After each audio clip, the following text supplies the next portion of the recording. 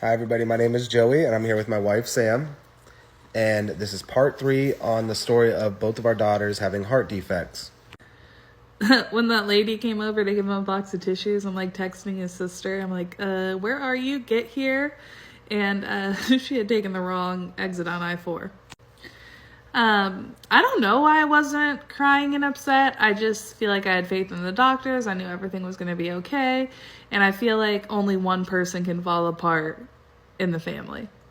So the surgery was a couple hours and they put her in her room and they let us come back. And as soon as I saw her, I was just bawling my eyes out. And the nurse is trying to explain the updates and everything, and I'm telling Sam, please listen to her because I cannot comprehend anything of what's going on.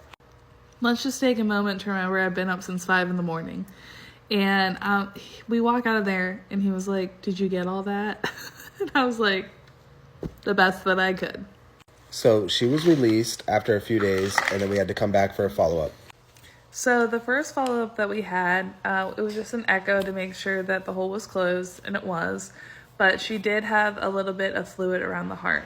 So they wanted us to come back, I believe it was the next day, to have another echo to see if the fluid had gotten more or less.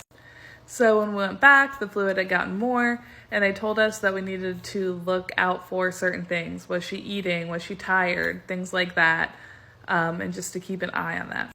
So when we went back for the next echo, they were like, is she lethargic? And ended up that she had a pretty big pericardial effusion, which is fluid around the heart, which is a very common complication of having this procedure. And the doctor said he sees it mostly with ASDs. But it had gotten so big, she was literally running around the office, and they were like, she should be asleep and not... she should be very lethargic, and she was just running around the doctor's office.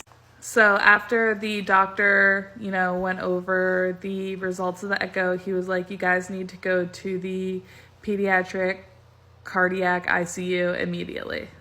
And this was on New Year's Eve that we went in. So we just went in for a checkup, and we ended up checking into the cardiac ICU. And with that, they wanted to monitor it and try and get the fluid down with medications. But Eliana did not take medications.